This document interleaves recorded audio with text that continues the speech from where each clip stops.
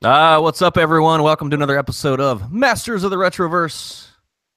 We have a special guest with us today, a Star Wars guru / expert that was highly recommended by our co-host, Mr. Man-at-Arms, David.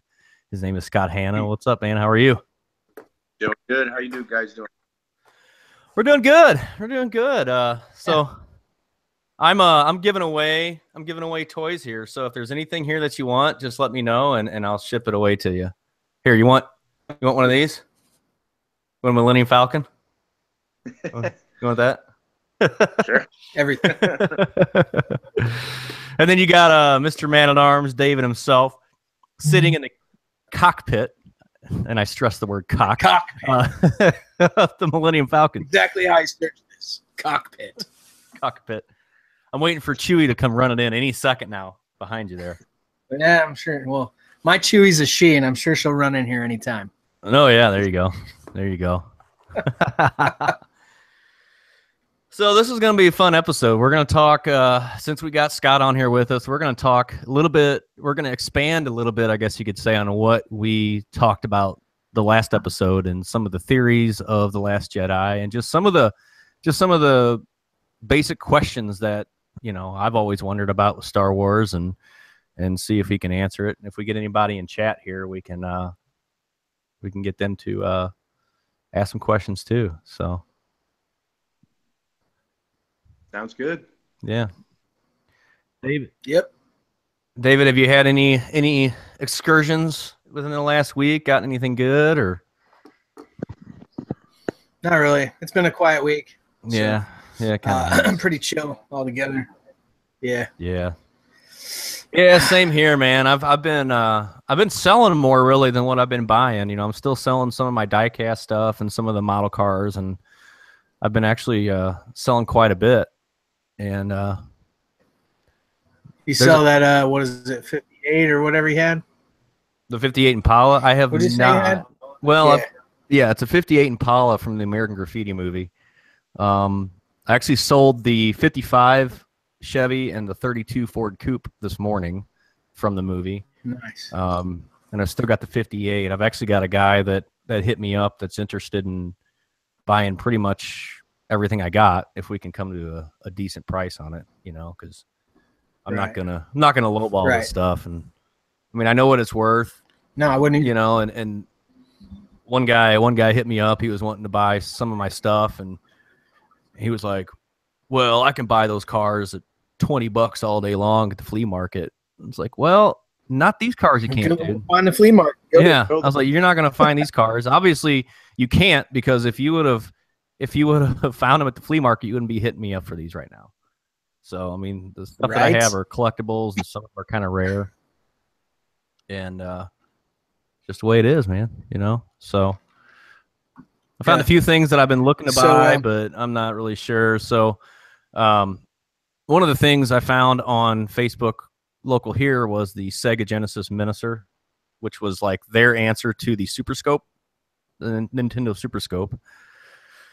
Yeah. But we just couldn't come to an agreement on that. I don't think it's going to happen because it's missing. It's supposed to come with 2 scopes and the buttstock, and it's missing all 3 of those pieces. So I was thinking about that with the 2 scopes. Like, design that. Who really designed that? Because like, you have to have the buttstock in your chest to shoot it.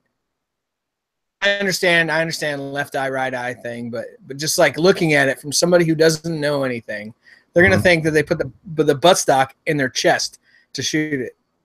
Well, and it's mainly designed for little kids too, so it's a very short buttstock too. And still, I think it's funny. Yeah. And to be honest, I'm not really sure what the difference between the 2 scopes is. Maybe I think one is actually shorter for whenever you're using it as a rifle, and then the other one is maybe longer for if you're using it more like a pistol. Yeah. Well, when I saw it all set up, it looked like it was a left eye, right eye thing to me. Like, so if you're a left-handed shooter or a right-handed shooter, that's how I saw it. Okay. Honestly, I've never played with one. I remember them. I've seen them in the past, but it's something that I never really got. So I'm not really sure. I've never played with one. I do know that there's only a couple games. You know, they're going back to what we discussed last week. There was only a couple games that it would work with. One was the game that came with it, which had like 6 kind of like games. Yeah, like arcade shooting games. And then the other one was one of the Terminator games. Yeah. And when I was looking for it for you, when I looked for the better deal from what you told me about the guy, like I saw you could get the Terminator version for like 100, anywhere from 100 to 134 in the box, everything with it, the cartridge, and like 2 other games with it. And that other one that I showed you where it had the 2 games and the Sega CD versions of those games, like I thought that was a pretty good deal, even with shipping being $12.99. It was like 40. Yeah, like 40 something bucks. So I posted in one of our Facebook groups that gears towards like vintage video games and stuff. And the first guy that responded, you know, I said, you know, what kind of deal should I be looking at on this? I didn't think it was a really expensive. It wouldn't be worth a whole lot, but I didn't want to get screwed on it. And he said $30, but that's figuring that it's complete out of the box, you know, $30. So yeah, dude, that one that you sent me was complete with the box and everything, and for like $40. So, I mean, this guy's crazy thinking he's going to get $20 out of this, missing those 3 pieces, because how much am I going to have to spend to get those 3 pieces? Those are probably pieces that a lot of people lose. And the people that have them probably don't want to get rid of them because they want to sell the whole thing complete. So it's going to be those are going to be hard pieces to find, and I'm probably going to end up spending another $20 or $30 on just getting those pieces. So to spend $50 just might as well buy the whole thing. Right. It just doesn't make sense. And this is something that, you know, we deal with a lot in the collector.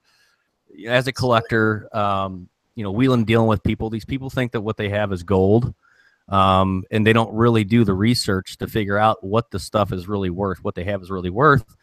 You know, like for me, when I posted my diecast cars, I've been out of that hobby for several years, like many years. Probably I haven't really collected anything like that in like 10 years. So what I did was I went to eBay, and I'm not going to ask eBay prices, but I go through eBay and I find the sold listings and find out what they sold for. Not what people are asking, because some of those American Graffiti cars, these guys are asking like $200 for these cars, and there's no way that they're going to get that out of it.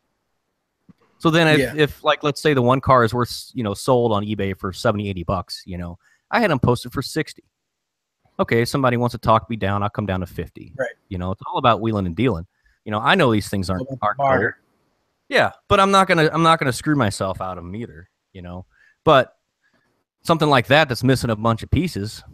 Shit, man, it's not worth the $20. Yeah.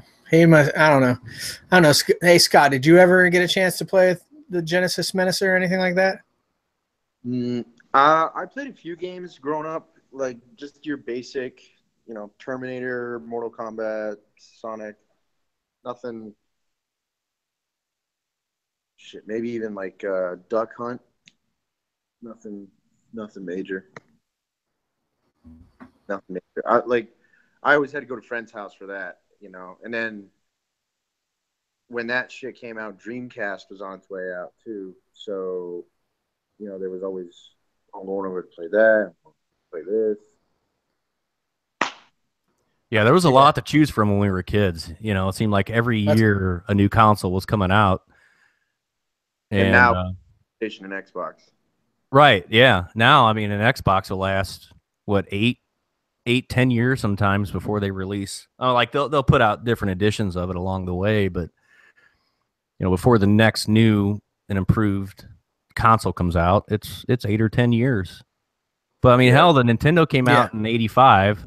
Super Nintendo came out in 89, 90, 91. Super Nintendo 9. I thought it was 90, 91 time frame. 90, 91. So that's 5 or 6 years there. Yeah. And then the Sega came out right about that same time, like 91, 92. And then they had, you know, like he said, the Dreamcast, the Sega CD, all that stuff. And then I remember the first Sega CD game I played. I was so lost. Remember, did you ever get a chance to play any of those games, Adam? No, I've never played a Sega CD. Nope. So just like what I talked about on the other episode when you played, you know, was it Dragon Lair or whatever? Remember that old game? Which direction to go and crap like that, because like it took you a minute, but after a while you'd figure things out. So I was playing CD because my mom and dad were telling me they were going to rent a Sega Genesis for me, and they didn't have one, but they had the Sega CD in, and the Sega CD was out. And the only game they had for the Sega CD at the time was Jurassic Park. That was a good one on So, Sega Genesis. Yeah, that was a great game. Right. It was a great game. I just didn't know what the fuck I was doing. I went into the woods and like got lost. I didn't know which direction to go. Now, had you played it on the Sega I don't know what I'm on doing. the Genesis at all, or was that the first time you'd ever played that No, game? it was my first time playing at all. Oh, wow. Sega CD, first time ever. And seeing those graphics, like it was like pretty cool. You know, it was pretty amazing. It was about as amazing as watching a VHS tape of a guy telling me my fortune. And he's saying the same thing, the same time frame as this. I'm like, who is this? Like magician, this mage, if you will. Like, I don't fucking know what you're doing, man. Leave me alone. I can picture it right now. David's first time playing Sega CD is probably about the equivalent to my wife trying to play Call of Duty or Destiny, where it's just she aims it up and just spins around in circles.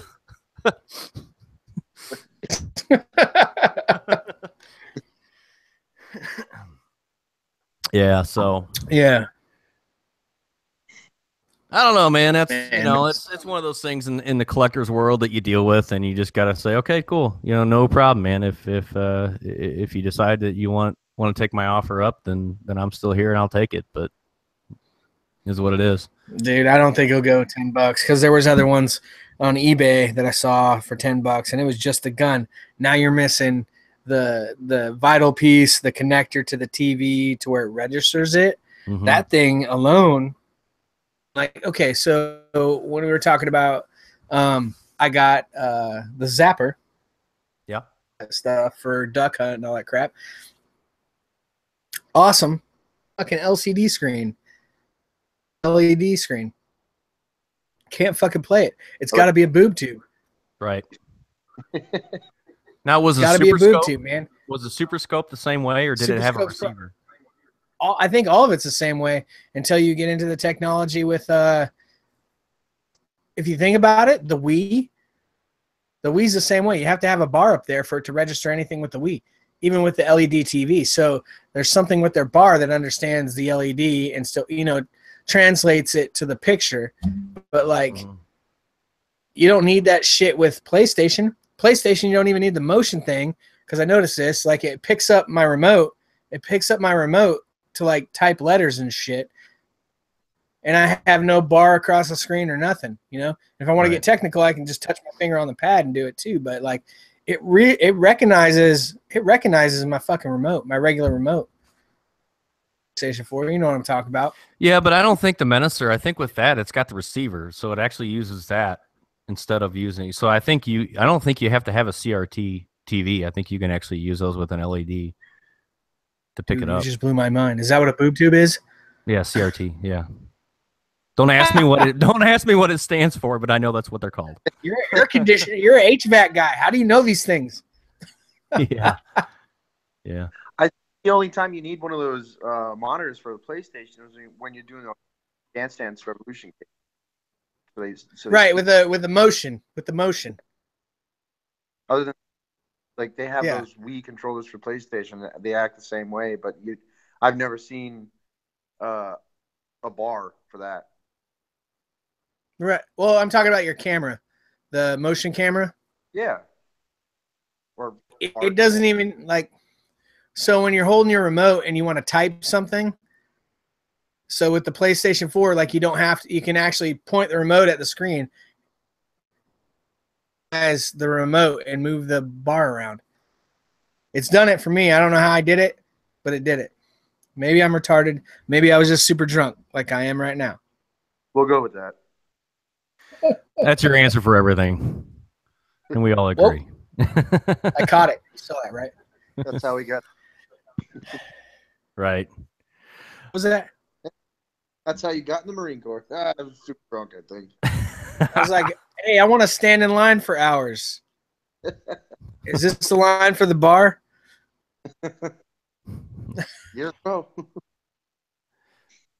All right, well, let's get into the meat and potatoes of the show here. Let's talk about some Star Wars. Well, that's what we're all Scott too. We need to get to know him.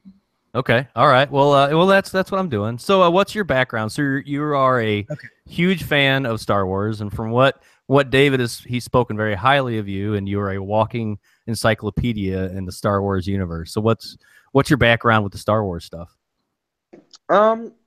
Honestly, man, like I am just one of those amateur nerds who just soaks up anything and everything that is Star Wars. I could sit and listen to podcasts, and what I like to do the most is like sit on YouTube, and I follow a bunch of, or I subscribe to a bunch of guys that do this professionally, and I listen to the theories, and I listen to, history or events that link up. Like earlier, I was listening to a theory that Rey is not an Obi-Wan or a Kenobi, or sorry, she's not a Kenobi or a Skywalker. She's actually a reincarnation of the Chosen. Really? Wow. Oh my God, my mind is blown. And we haven't even gotten into that part yet, because that was what we were going to talk about. We're going to talk about what your theory of her is. So you'll have to expand on that a little bit more here in a little bit. I mean, did you collect the toys and all that stuff when you were a kid? You've always been into it since you were little? I've always been into it since I was little, but it was like for me, it was more of like the literature. Like I had, and I still have, books upon books. Like now, I just collect. Like my girlfriend, for our anniversary, she got me a poster of the Gray Jedi Code, which I don't know. Hell yeah. What the Gray Jedi Code is. No, I've never heard of it, huh? So the Jedi so the Force has two sides to it. You have the Jedi and the Sith. So obviously there needs to be balance within the Force.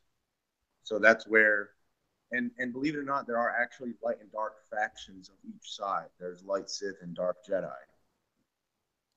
But okay, you have like the dark Jedi. For me are easier to explain because, for me, light Sith, you're still a Sith, But dark Jedi, they are the ones that kind of have fallen from the way of the Force and the light side, and they use the Force to their benefit. They use cool. It's not. Okay. Yeah. And it's similar to the light Sith, but the gray Jedi, they are smack dab in the middle. They are what I like to call the soldiers of the Force. Kind of neutral. Like they're which many believe that Luke Skywalker is a gray Jedi. They believe that Qui-Gon Jinn was a gray Jedi because he was so adamant about the living Force and just letting the Force guide you instead of you guiding it. Like basically be in the moment, that and doing anything and everything to instill order. But the gray Jedi, they weren't afraid to get their hands dirty, but at the same time they were still essentially good. They weren't going out and just causing mass genocide. They were doing what the Force willed through any means necessary. Right. Okay. All right. So back it up a little bit. Since we're talking about this is one of the questions that I actually wanted to ask you. So what exactly, for let's just say somebody coming in that doesn't know a lot about Star Wars, what is actually the difference between a Jedi and a Sith? Like, besides the whole, dark side and all that stuff, what really is the difference, and what makes them become like what's the determining factor as to whether they become a Jedi or a Sith? Well, that's actually a pretty good question because, and like I found this kind of confusing how it was explained to me in a few of the videos that I've watched. But like I said, I like to read a lot. Like I have expanded like Legends. I have canon books, everything. Every in the Star Wars universe, everyone is connected to the Force, but only select, well, now few people are able to actually wield the Force. So, like, they're able to draw Force from plants and rocks and animals and people, or sentient beings, but only people are allowed or have the ability to wield the Force. Now, what makes them Jedi and Sith all depends on who gets to them first. Like Palpatine, he's an excellent example. Like he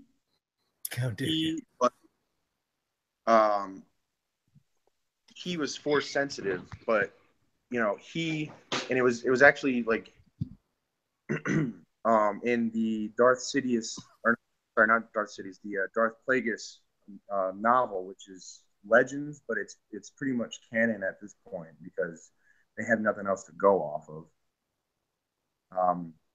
Darth Plagueis was Darth Sidious, aka Palpatine's master, and Palpatine basically had the mind of a serial killer. Like, didn't give a fuck. You're in my way, bye. Or he'll, find a way to manipulate you out of his way and into his pocket. But it's the mindset, number one. Number two, it's who gets to you first. The Jedi Sith to be extinct for over a millennia, but in reality, they had been working from behind the scenes for that period, that amount of time. So and the Jedi, they used the Force to find Force sensitive beings to help train them and create and keep the peace. The Jedi were peacekeepers through and through. The Sith, the Sith were they were of a war class, but they were of a dominant mindset. They wanted to rule. But it's the way you can look at it is like the Jedi wanted people to rule themselves, and they wanted to keep the peace. The Sith wanted to keep the peace by ruling others. Okay, that makes sense. Yeah. Yeah. So here's kind of a stupid question, but what is you keep referring to as Darth? Like, we all know Darth Vader, but what exactly is a Darth? I thought that was just a name. Is it just like a label, like like the title? Right, his title, like Lord. They always call him Lord Vader. Is that just another way of saying that, like royalty or something, or what? Well, actually, he unfortunately that's a problem when Disney took over. Like they added on cool stuff, but they also got rid of a lot of cool stuff. Probably more so than when they added. Got to keep it PC. Yeah, right. Yeah. Yeah, he does that, but they're more like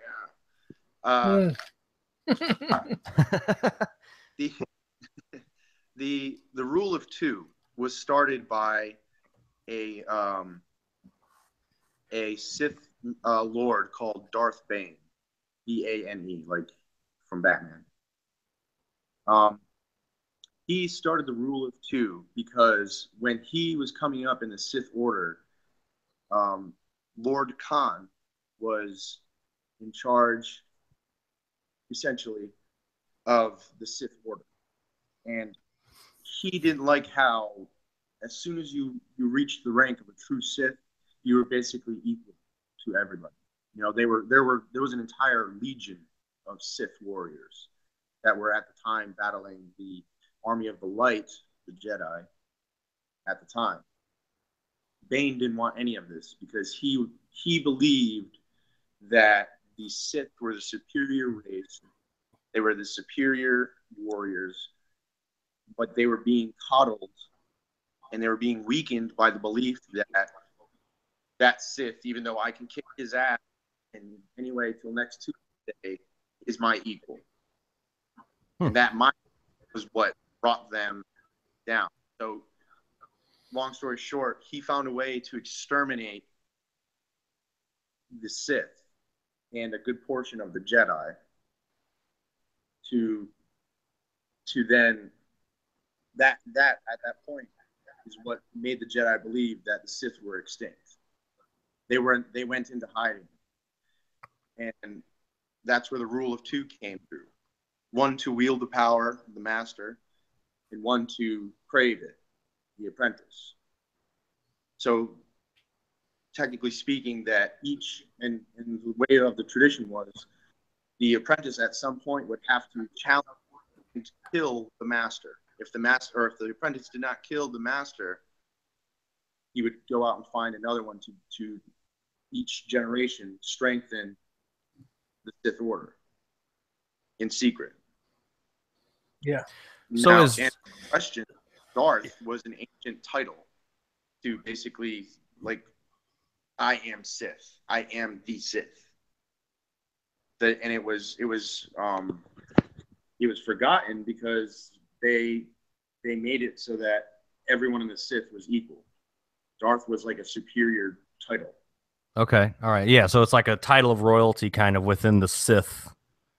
Maybe not royalty, but yeah. A higher up ranking, essentially, like a general or something. Just, yeah. Or a lord. So another question I have is Darth Vader. I've never heard of him referred to as a Sith. So I mean, is he a Sith? I mean, he is, right? Yes.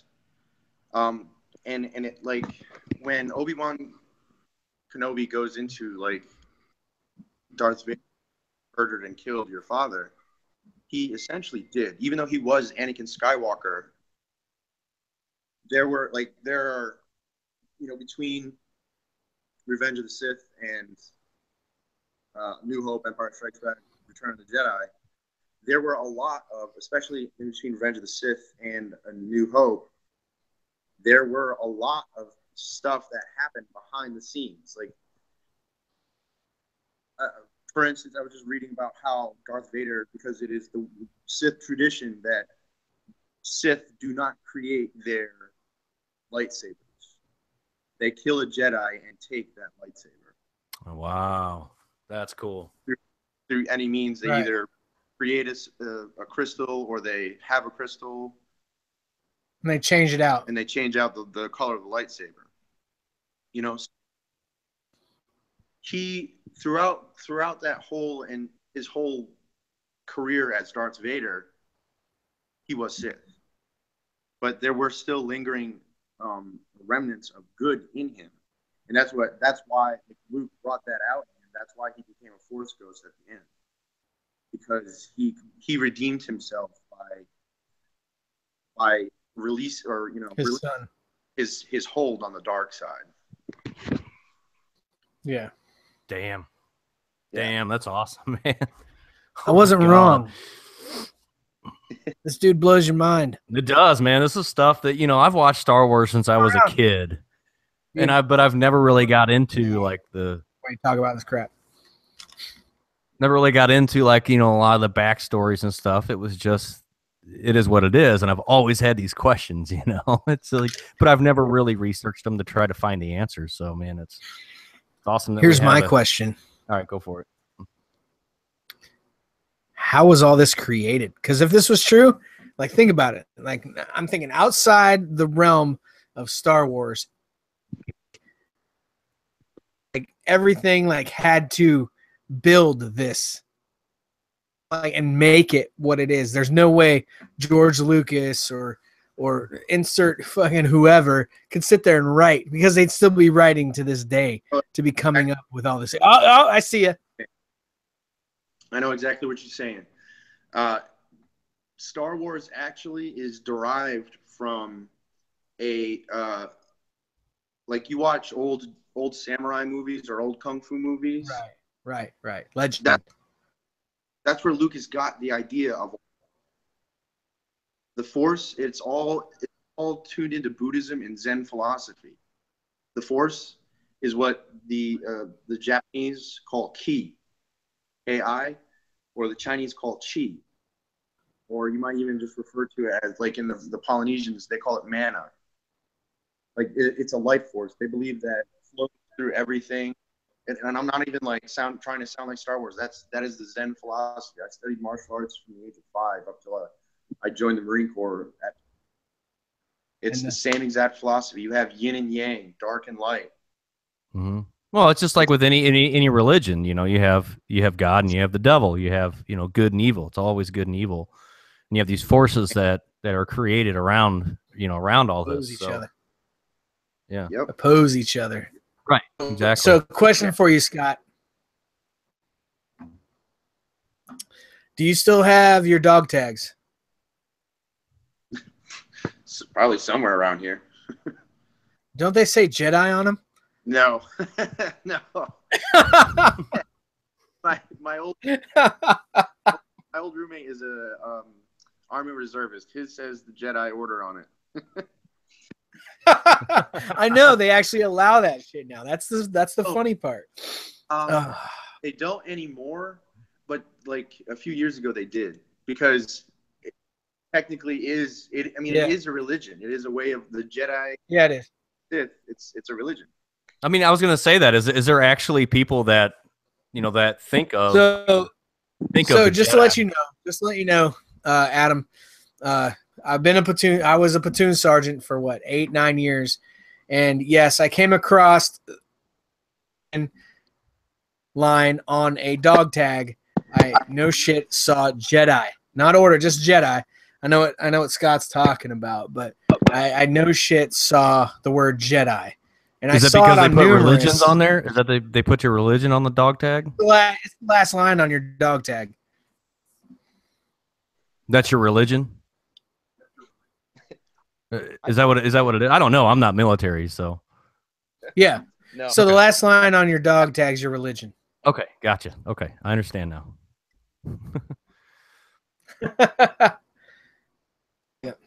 Yeah. I told you this guy comes highly recommended. Oh yeah, you weren't kidding either. I have a lot of time. So you were talking about how every Sith or every Jedi that comes to the dark side is influenced by or taught by somebody else. So I want to talk about Kylo Ren, because wasn't he trained by Luke Skywalker, right? Yes. So they never said who got a hold of him, though, that caused him to turn to the dark side. See, that's you're going into theories. That portion of the universe hasn't really been revealed. Like that's why there's fan theories about Snoke's identity. Me personally, like I went through a phase where I thought he was Mace Windu for a second, because there's even George Lucas said, like, yeah, sure, he could be alive. When you hear him get thrown out of the window after being electrocuted for and have his hand cut off after how many seconds, you hear him grunt when he flies out the window. I don't know about you, but after you've been shocked like that and just dismembered, grunting is the last thing on my mind. And I mean, Jedi have fallen from greater, or if not the same heights, and still lived. I mean, Anakin Skywalker did it in Attack of the Clones, where he, jumps off a speeder and guides himself down and plops onto another speeder. So he could all using the Force. All while using Force. There's also a theory that he's Darth Plagueis, Palpatine's master. He survived his attack. And that one to me sticks out the most, because in the book there's an assassination attempt on his life, and he has very similar scars and wounds and scars, therefore, after the attack. But there's now reports saying that Snoke is actually human. He's just from a hidden sect in the Sith order. Mm-hmm. I mean, on top of that, though, like, every Jedi has to, and Sith has to fight to stay in that order. Like, you know, with all this power, like, not without sounding corny, with great power comes great responsibility. There's temptation. That's what they're getting at with this stuff. Like, the ability to choke someone out from across the galaxy is probably extremely tempting to everyone. I don't think I would know someone. I don't think I would know one that wouldn't want to do that. You know? Right. Yeah. But having the restraint to not is obviously the key. And vice versa for the Sith. Like with Anakin, you know, he saw what he was doing, and deep down inside, it was he had to do it to gain the power or the knowledge to defeat death, in a way, which essentially he did when he died and then became a Force ghost, which is strictly a light side ability. So has there ever been a Sith that has converted back to the light side? Yes. Anakin Skywalker from Darth Vader, and Darth Revan, who is part of Legend. If you've ever heard of Knights of the Old Republic, that video game, it's not pretty good stuff. It's like World of Warcraft with Star Wars, or Destiny, if you want to get in PlayStation. Darth Revan was actually,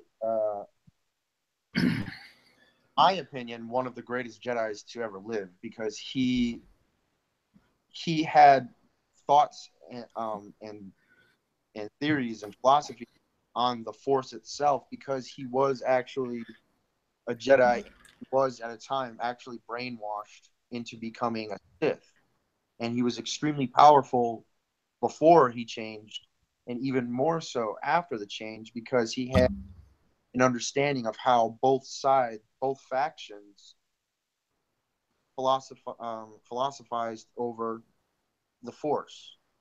You know, the Jedi believed that the Force would not, in a sense, control you. They let it flow through you, let it guide your actions. Where the Sith were the exact opposite. No, I control the Force. I tell it what to do. That's then, you know. So he kind of had a middle ground. He was probably the first great Jedi. Nice. That's interesting. Yeah. Yeah, I forgot about Anakin doing that, switching back. But then he, obviously, when he was killed, he became Darth Vader, and then he was total dark side. There are a few, especially during the Clone Wars. I can't remember his name. But have you ever watched the Clone Wars series? It's on Netflix. Cartoons? Yeah. Star Wars Clone Wars. I kind of watched it. No, I haven't watched it. No, I've been wanting to. Everybody talks about it. Man, once you get past the animation, it's actually like a really well done show. Like the storylines and stuff. Isn't that Disney too, though? Development, background, everything. It's real good shit. Disney as well, though? Huh? Isn't it Disney as well? No, that was before Disney took over. Star Wars Rebels is Disney. Okay. And they're in the process of coming out with the 4th season of that. So that one's not bad either. But that one deals after the fall of the Jedi. Yeah. So the last episode we were talking about Luke Skywalker and why he's in isolation and all that stuff. And but end with this before Scott hits it up, because I know he's going to eat it apart. Yes. Can I? Yes. So going back to Scott's theory about the Gray Jedi and his poster that his girlfriend got him. Now, thinking back to watching the Jedi traditionally wearing the brown robes, okay, and the Sith. I know. Just let me finish. I know you're gonna eat me apart. Like, you're going to tear me apart, Scott. But on it. This is my theory. Brown robes. All the Jedi wear the brown robes. All the Sith or the dark side of the Force traditionally wear black, right? Now, cut to Rey showing up on the island. What robe is black? Gray. It was gray. It was dark gray. Hence, putting into cement your theory that Luke Skywalker could be a gray Jedi, hence the balance of the scale. He is the center of the scale, and the two hands that weigh the ultimate, like, he understands both sides, hopefully to the right side of the scale. Hence, okay, well, all right, well, let me throw this out there too real quick, because that kind of ties into what we were talking about last week with okay, so Luke Skywalker, apparently he was training this group of kids, these Jedis or whatever, and one of them was Kylo Ren, correct? And Kylo Ren ended up becoming bad when he was wearing a brown robe. Right. So maybe, he put himself in isolation because he was ashamed of what, I guess, the way that Kylo Ren turned out or whatever happened to him. And then maybe that's why he's wearing the gray robe. He did that himself because he doesn't feel that he is, it's more of a shameful thing. He doesn't feel like he deserves to wear the brown robe because he doesn't feel like he's completely on the light side. Now I'll let you expand on that. Well, the canon behind it is that Jedi or the Sith were the Sith are easy. The Sith were selfish people. They craved power and wealth and immortality. They wore whatever kind of robe they fucking wanted.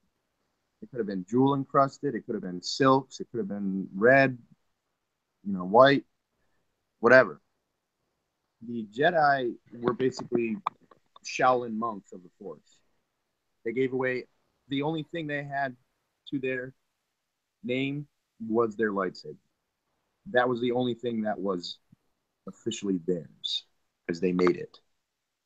Right. The robes were from the Jedi Order, but the reason behind the colors was it was kind of like a symbol of their anti-materialistic ways.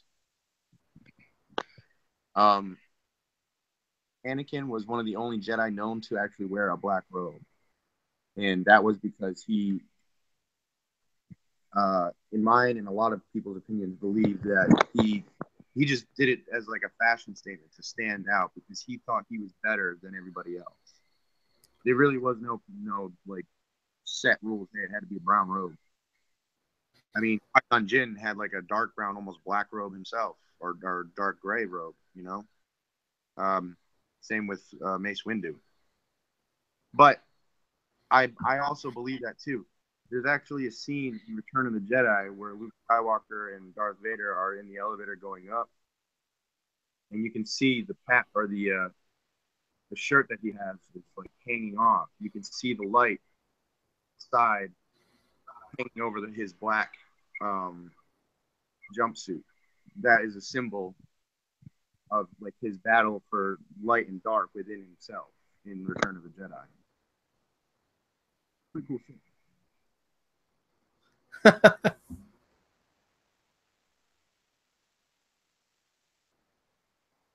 Yeah. So no, I get it. So with the robes, I just feel like it was trying, like, so the movie, not the books. I know like they had jewel encrusted and all of that stuff, but like going to the movies, the majority of them were black, brown, or now gray. Because they were simple peacekeepers. They were warrior-esque, but they weren't soldiers. They weren't right killers. They were in all. The easiest way I can describe it was they were peaceful people. They killed when they had to. Yep. Of course, you had the ones that were more like Mace Windu, for instance, he's a perfect example of this. He enjoyed fighting, but like he was still inherent, you know, in his heart, he was still peaceful. But yeah, if like his route was after diplomacy, like I'm kicking your fucking ass, whereas Yoda would, you know, he would be like that. Mace Windu, what color was his lightsaber? Purple. On the verge of going red. Exactly. That was the fan theory that was created for him. It was just Samuel L. Jackson being Samuel L. Jackson. Like, hey, can I have a purple lightsaber? Whole bunch of motherfuckers later. Right. But, you know, because the colors of the lightsabers actually have meanings in the Star Wars universe. You're right. Yeah. Like, no, I get it. Yeah. So blue ones and green ones, they're Jedi colors. Green's like the purest, right? Greens are the consulars, the ones that are more diplomatic, and they're more not in tune with the Force, but they rely, like, they're basically they're mages in a sense, because they rely mostly on their telekinetic powers and the Force to I don't understand why Mace Windu held such a high seat. It's not like it wasn't really explained that he was struggling with the Force. You know what I mean? But on a certain level, he was. He was actually he was only second to Yoda. He was that powerful. Yeah, and to be second to Yoda, like that's mind blowing. You know?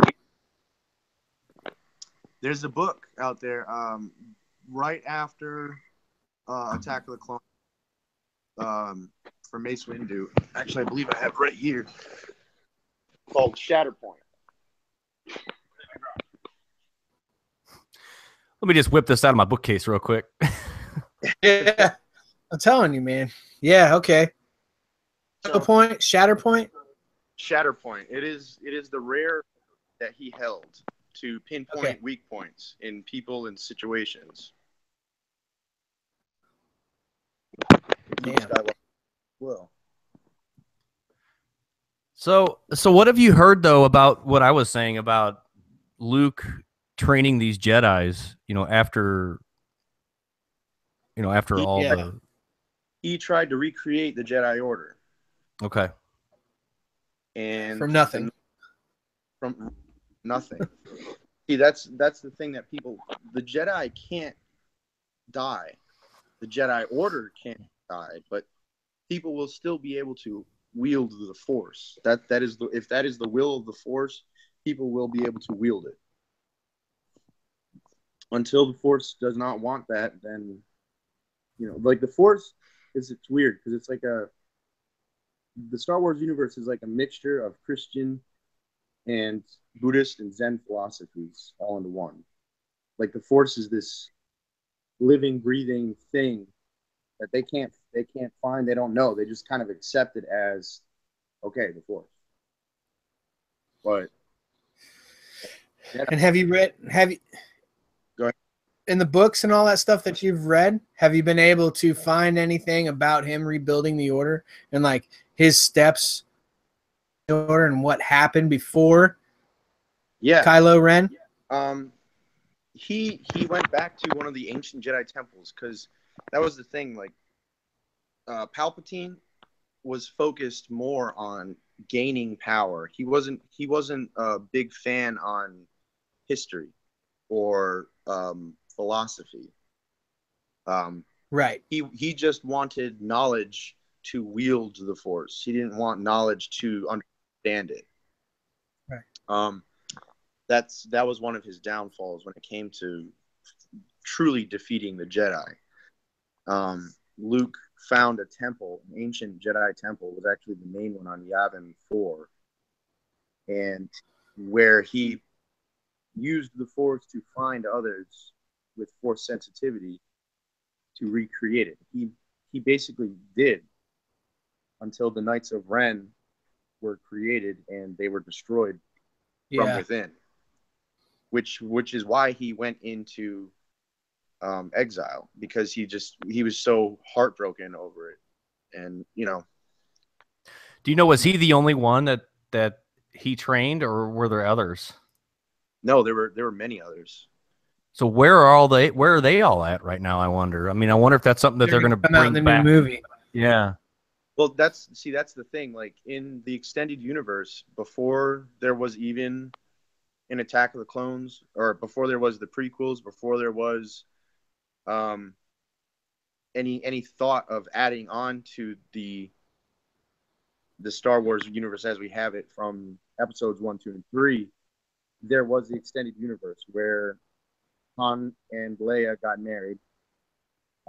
They have children. They have twins. Which in my opinion they should have just kept with that, because it makes sense. Like Luke and Leia are twins. I think Leia has twins. Stay with that, because they already announced that they're going to have a Han Solo movie, and I think that like that's going to be key in that Han Solo movie, with some crazy antics that go on as well. And I know coming from somebody who sits there and reads the literature, I can appreciate it. You have the imagination to understand all of it, and are really into the literature, like just wait for the movies, like simpletons. Like, barbarians. Like he had basically fulfilled his destiny to recreate the Jedi Order, and it was destroyed again, which and like he had nieces from Han and Leia, like, or a niece and nephew, and I think 2 nephews, and he got married, but now all that like it didn't happen. So, right. But that's Disney's fault, not anyone else's. So beyond the point of everything, because we can blame a lot more than just this on Disney if we really want to, because I don't even let my kids watch Disney Channel anymore. Just saying. That damn Mickey Mouse is such a bad influence. Other than Mickey Mouse, Steamboat Willie, the classics. Right. See all that other stuff. Like, we don't need to. He doesn't need to make his mind made up about certain things. You know what I'm saying? So, other than that, let's dive into the question. I'm sorry if I'm stepping on your toes a little bit here, Adam. No. Serious question. Your thoughts on Rey. Where did she come from? Who's her parents? And what do you think unfolded or told to us in the future? What are your thoughts? Go. Well, that's kind of what I was getting into earlier. Is it possible that she's a Skywalker? It could be. Is it possible that she's a Kenobi? Timelines don't really add up. My philosophy, my theory is that she is a reincarnation of the Chosen One. The mission wasn't complete. She's a reincarnation of the Chosen. Okay, you're gonna have to explain that a little bit too. B. The Chosen One. So Anakin Skywalker was believed to be the Chosen One, the one to bring balance to the Force. People did, right, but in reality, he actually did, because if you think of it, there were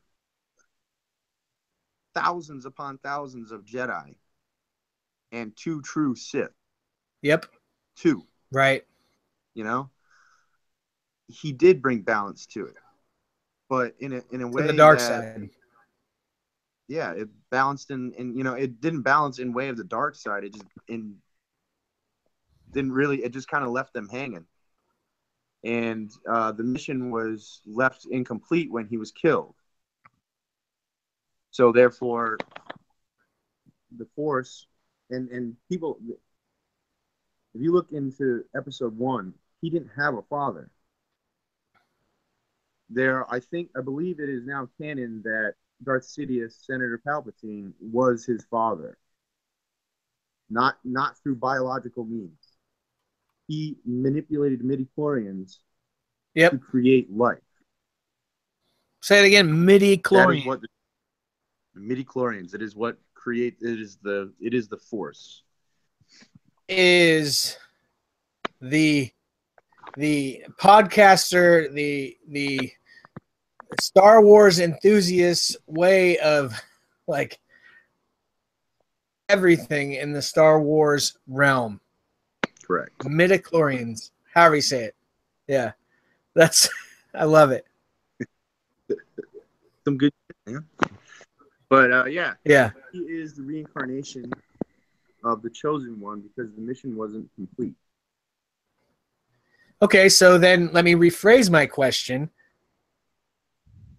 Rey's flashbacks to her childhood when old dude is like towing her off to start to work for him and all that crap, and there's a spaceship that takes off. Who's in that spaceship?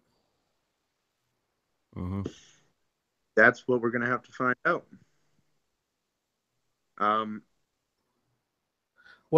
Do you have any thoughts on that? I honestly don't, because you think it's Luke? One of the things where I choose to be surprised. I hate surprises, but that is the one thing that I don't think about too much because I don't want to be disappointed. Like, wow, that's stupid. Why did they go that route? So I just kind of gonna be that no matter what. It's Disney now. Well, yeah, like there are a lot. Yeah. So my thoughts is it's Luke. You think? I think it's Luke. Luke. Yeah, I think it's Luke. I think he took her because if you think about it, she's old enough. She's like what, 4 or 5 maybe, in that scene. I wouldn't be Jedi Order, and he dropped her off on a desert island. Right, but right. Planet, but you got an island in amongst a galaxy of islands. Yeah. So you got to. Sorry. Way though. You're right now. She already has force ability. Like she was able to force pull lightsabers out of the range of a trained force wielder, Kylo Ren. She was able to manipulate mind. She was able to hold off Kylo Ren, who's specifically trained for interrogation. She stopped him from reading her mind, like stuff that took Luke Skywalker 3 fucking movies, which was probably over the course of 10, 12 years to do within a few days. If you look at it that way, right? That's why I think she would be a reincarnation of the chosen one. Just a embodiment of the Force, if you will. So you're right. Yeah, I get that. My thing is I think that she was part of the group.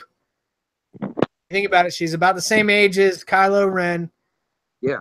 In the realm, she was part of the group that was being trained by Luke Skywalker, and he dropped her off when everything went, like when he felt everything was going to shit, really. Better terms. Showing like sides of the dark side. Maybe he was like that little girl on The Walking Dead. He was just killing things with knives and stringing them up as a little kid. I don't know, but he Walking Dead reference as well with the Force. But so take that. I think Luke foresaw what was to come, and he maybe shuttled off some of these kids, i.e. Ren, right, to the planet. He took off after he dropped her off on the desert island to just sit there and wonder about like what was going on in her life. What's going on? Like, I have no idea. And she just grew up harsh. Like, you grow up a little bit. Good at it. We're not judging. Adam, thoughts? Yeah. I'm just trying to soak all this in, man. This is a lot. This is a lot to process. with my little Sorry, knowledge. get two real nerds together. We just go off. Fine, Sorry, man. Because like I've always been a Star Wars fan, but I've never, as I mentioned before, I've never like delved into a lot of the history and just in depth. And I've always just kind of took the movies for face value. So I'm just trying to process honestly, all the. Scott has me by leaps and bounds because like when he first started this out, he said he was into the literature part, and I'm reading right now. What book is it? It's the book, pretty much Kylo Ren's story. Like, so I'm not even that far into it, but it's like in between the end of New Hope. Fuck, help me out here, Scott. The end of and what's going on now. So I know there's a lot more than just this book, but it's like it's what helps us out with the movies really is what I was going for, to like help me understand movies is right. It helps you. Yeah, it helps you understand the more in-depth stuff. It gives you that history that we don't get from the movies and all the backstories and stuff like that. Yeah. Yep.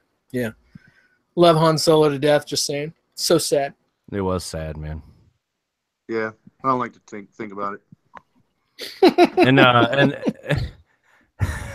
our buddies over at Zepoch Nation they're in the chat, and he said that his theory is that Luke shot JR. Hell yeah, Luke shot JR. Didn't shoot the sheriff or deputy. Fuck. Totally fucked that up. Sorry, man. Yeah. Thanks for spoiling it for everyone there, Brian, Mr. Mock. Damn. I haven't even watched the end of Dallas yet. It's only been what? 30 years probably. Longer than that. Guess. But yeah. Oh, now that we've covered the Star Wars thing, are we going to get into at least the last couple little seconds of this? He says JR shot first. God. Oh, okay. Why am I reading this? Dude, I like that guy. I think I told you that before. I like him. Yeah, he's funny, man. They're getting ready to bring their podcast back too, and I'm super excited. Yeah. And then my buddy Bryce sent me a Snapchat because he's listening too. He says, Star-Lord must be Rey's dad. So what? Star-Lord is Rey's dad. Yeah. No, maybe. Could be, I guess. That's a good assumption. That would be interesting. That would be awesome, man. Let's mix the Marvel and the Star Wars universe together. Let's just do it, man. Have Chewbacca swinging on Magneto and shit. And that'd be awesome. Tell you what, Jubilee would have some hairy armpits.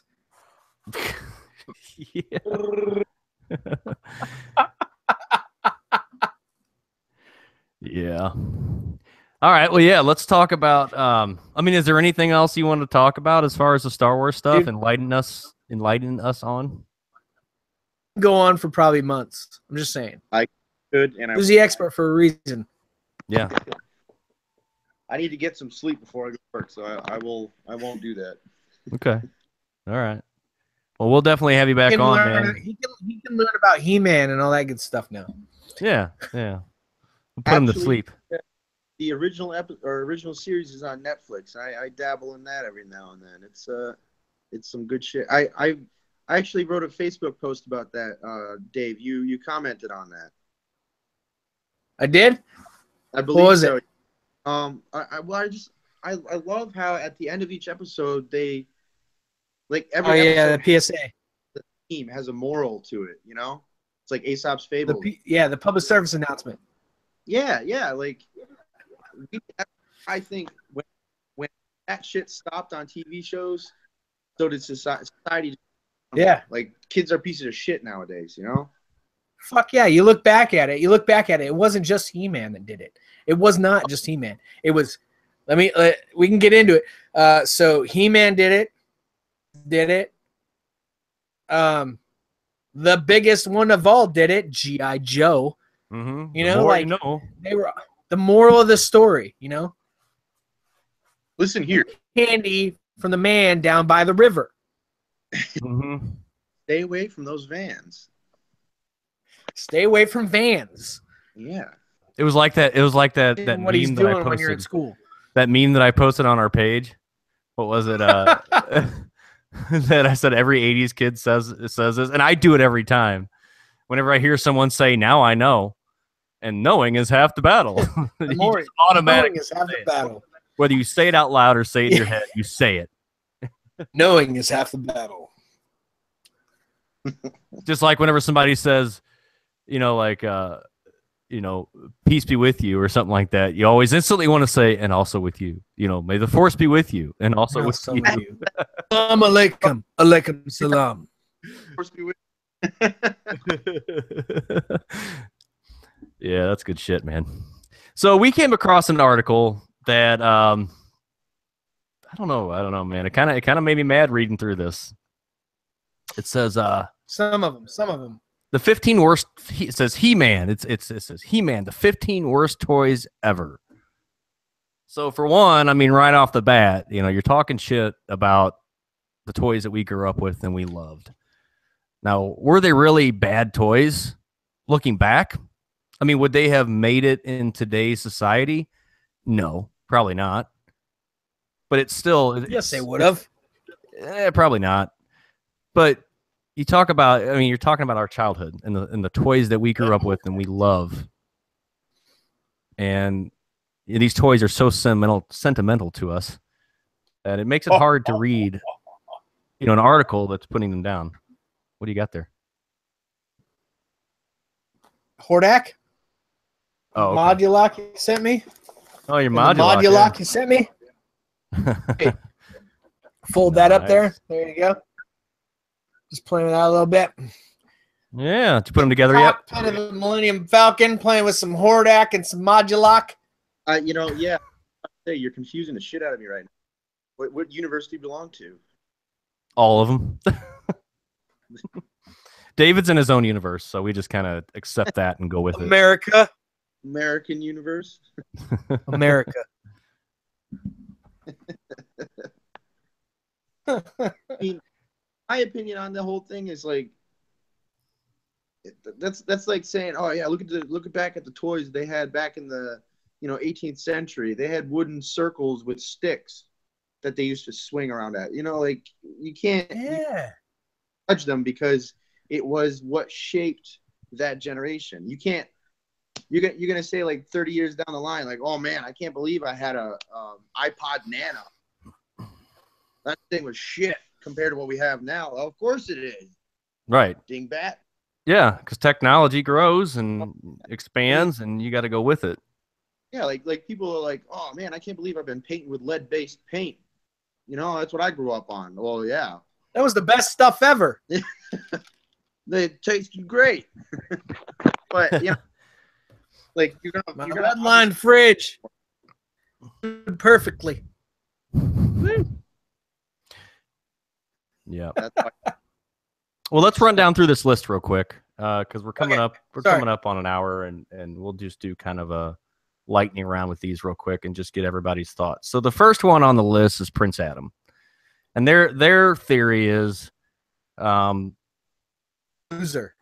Why get Prince? Well, it says why get Prince Adam when you could get and probably already had He-Man himself. It's like getting Peter Parker instead of Spider-Man. Well, that's the whole point. So that way you can play as Prince Adam, and then all of a sudden he turns into He-Man. Right. It's like playing with Clark Kent doll and a Superman doll. Or figure you've got them both, so that way you can pretend like, dude, have some imagination. That's why we did it. And didn't come with an awesome velvet tunic. Exactly, man, and a pink sword. I mean, come on. And a pink sword. It depends on 70s. He-Man pretty much was just when he was Prince Adam versus He-Man.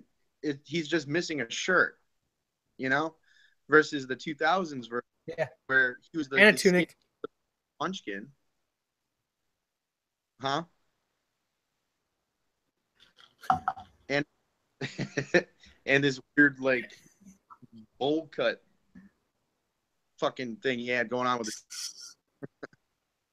it. Yeah. I mean, it was just a repainted version of the original He-Man, which honestly, they're all repainted versions of the same character, just different heads for the most part. Yeah. Yep. So the second one on here is Ram Man, which, in my opinion, he was one of my favorites as a kid because he was actually very important. He was, you could interact with him more. You know, he was the guy that you would bash down the door of Snake Mountain and ram into the guys and knock them down, and he was cool, man. He was cool. Ow.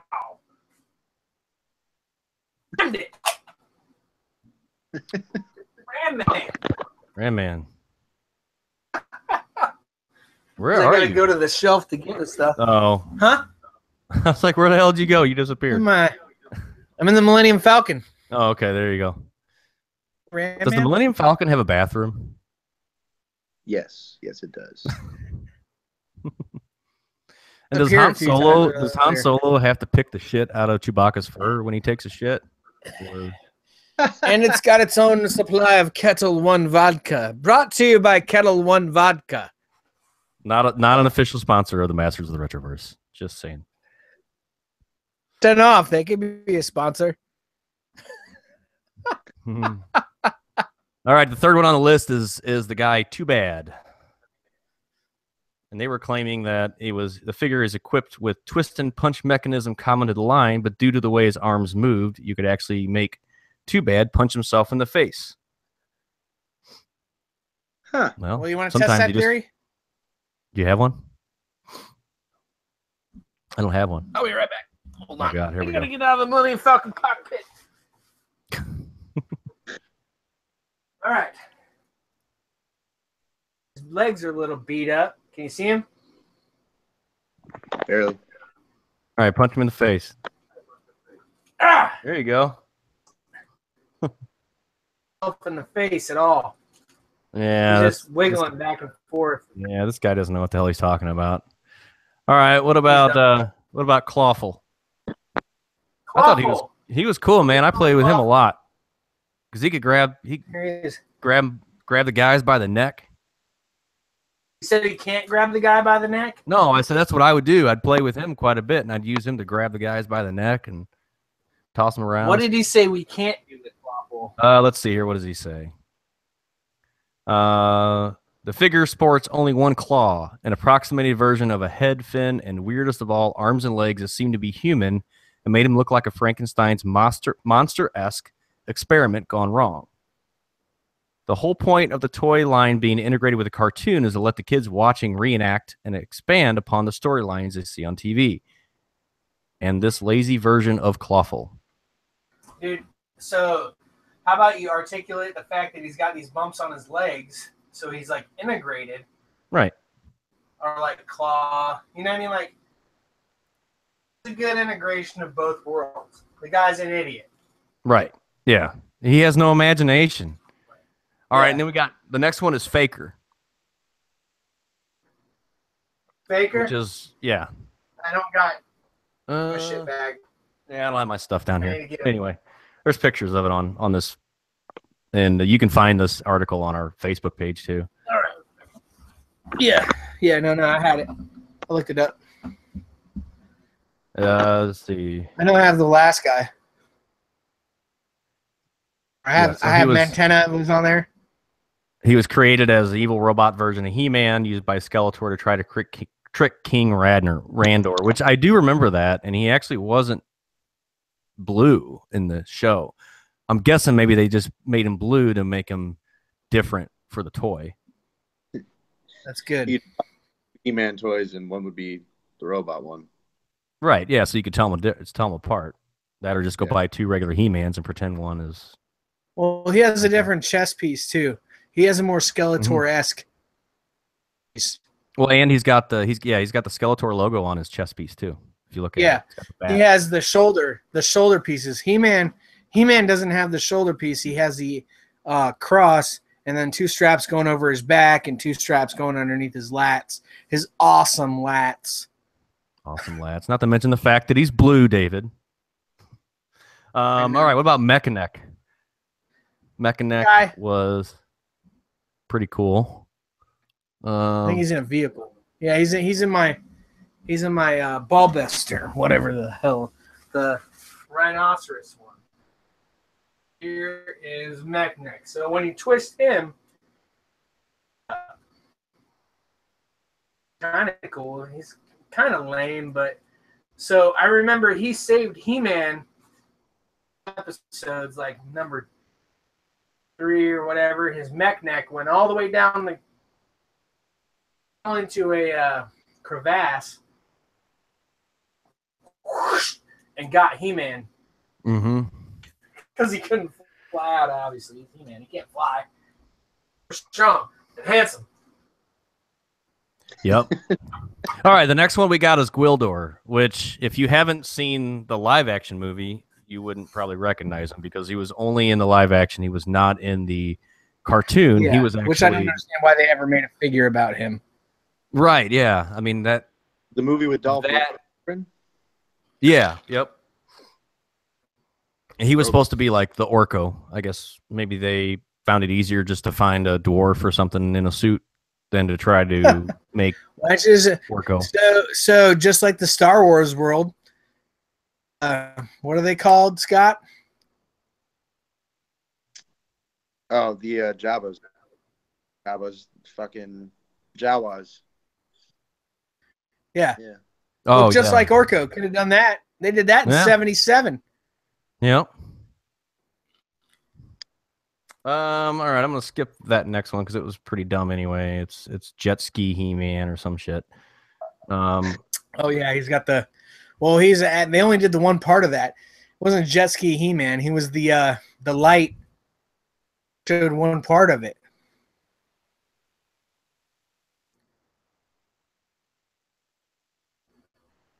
He was what? So there was some technology that came out in the early 80s, 85, 86, the light censored He-Man, right? Where it was like stilts looking thing, and he would grab this thing and he would emit a light, right? Okay. Or off of his sled that was emitting whatever. It was supposed to be lasers, but they were using light as it, and the light, that little thing, and it showed him as like shooting a laser at this device, and it would knock the bad guy off the device. Oh, okay. All right. I'll bet you this jet sled, though, I bet it's worth some money. I've never seen that before. It's probably pretty rare. A jet sled? Yeah. It's blue. It's cheap. Right. But what I'm saying is Western. They're cheap? Are they common? Yeah, they're like $15 down here. Are they? Oh, okay. I've never seen one before. That's interesting. Really? Nope. All right, next one we have, we've talked about quite a bit on our show. Mossman. Racist one. Right, the racist one, yeah. What did he say about it? I said he was just complaining that they covered it in green flocking, which what are you supposed to do? I mean, that's what made him Mossman. And they infused it with a pine scent. I don't remember that one having a scent. I do remember Stinkor. This one still has a scent. Does it? I don't remember that. Yeah, I'm pretty sure. I remember Stinkor having a smell, but Stinkors didn't last. No. Still a slight pine scent to it. So yeah. Well, I can't smell it through the camera, so it doesn't do me any good. Pine. Smell Mossman's butt. Pine scented farts. All right. Next one is one that you hold near and dear to your heart, Mantenna. Yep. Yeah, Stinkor doesn't smell. Stinkor. And he was saying that, I think he didn't say it directly, but I think he was insinuating that Mantenna's mouth is shaped like a rectum. Yeah, it totally is. Never thought about that. Never thought about that. Here. And then we got Stinkor on the list. Stinkor. We already talked about. Get that out of my butt. I mean my mouth. I'm going to skip number 4 because it's pretty dumb. Number 3 is Leech. Yep. Leech was pretty cool, man. The guy in your You had it wrong though. What? Can't see, it's too dark. But yeah, he would shoot water out his mouth and had the suction cups. All that stuff. He was cool. Huh? Because he sticks by his mouth. He sticks by his hands. Right. Yeah. Oh, yeah, I see what you're saying. Well, they had to figure out a way to shoot water out. They couldn't make his mouth a suction cup and shoot water. Yeah. Number 2 is Twistoid. Twistoid, I don't know who that is. Never heard of that one. Yeah. There's some weird shit at the end. There is some weird shit, but see, they're not getting into like the basic He-Man stuff. Some of the stuff is like, well, like they had Gwildor that was from the movie. Well, yeah. This Twistoid was a very, very late run. It was in the late production run of the figures where they were trying to, it was starting to go downhill already, so they were trying to revamp it with all these new guys and stuff, and they were just kind of, I think, scrambling to pull anything out of their ass that they could just to make a. Astro Lion is number 1. Never seen that thing. Never. I haven't seen it either. I'm trying to see what it does. I guess he transforms, more like a transformer kind of deal. I don't know, man. I looked at it. I just yeah didn't know what the hell it was. So that was it. I mean, that was it. It was. I think this guy, the guy that wrote this, I don't know. He must not have been a He-Man fan. He's probably some young kid that's come across these toys and thinking, "What the hell is this?" I'm sure he probably never even played with these toys when he was a kid, or else he wouldn't be. He wouldn't.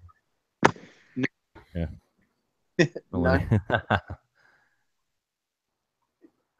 Yeah, because I mean, my kid loves He-Man toys. He likes them, and you liked He-Man. You like these toys for what they are.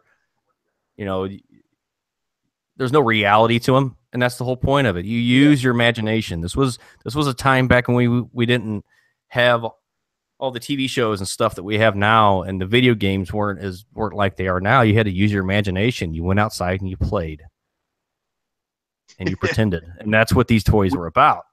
Those toys, right? Butthole. Right, the butthole mouth, mantenna. You didn't think about that shit when you were a kid, though. You know what I mean? You No, don't think about that shit.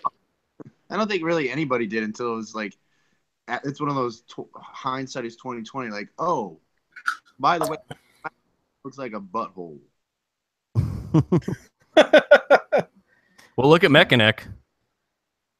Getting all erect all erect and shit. It looks like he choked on a Viagra or something.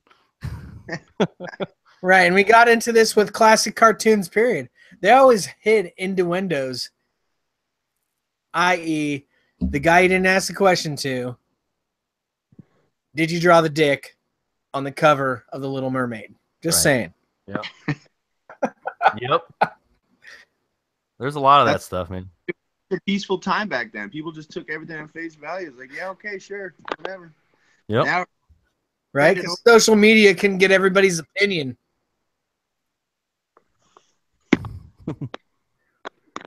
God damn. Yep.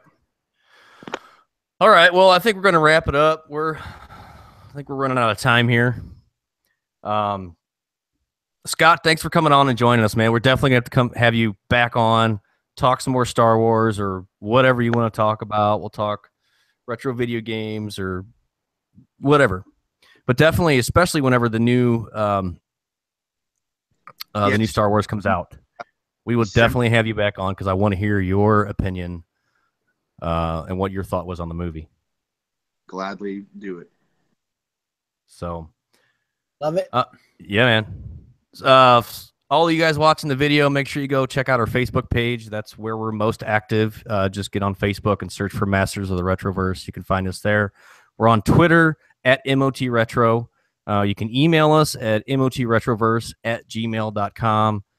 You can find me on Xbox. My gamer tag is xbadwolf79x.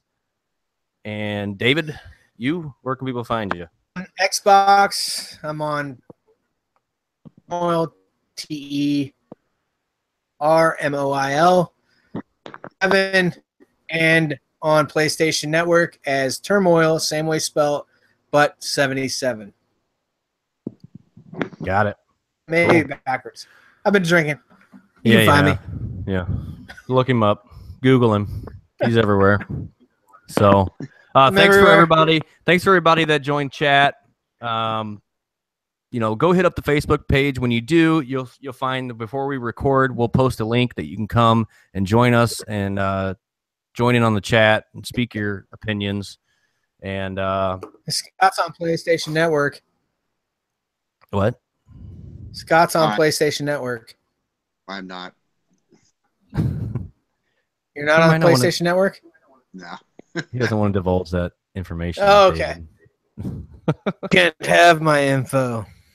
So, all right, well, let's wrap this up, everybody. We're going to see you guys next week with a brand new episode. And until then, see ya. Bye. Say bye, David. Damn it. My bad. Bye. Okay.